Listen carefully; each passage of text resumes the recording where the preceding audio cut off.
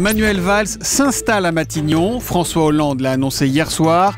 Il veut un gouvernement de combat. Ce sera sans coucaille, c'est la bataille. C'est peut-être le premier acte de courage du président Hollande.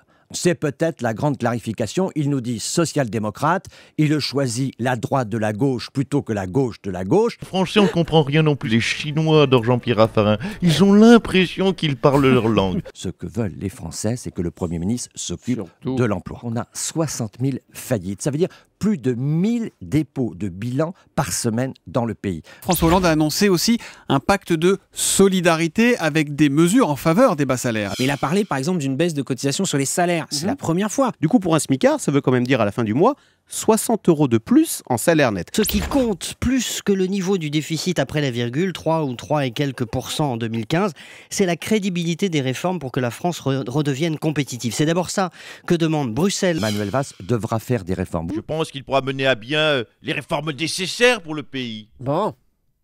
Poisson d'avril.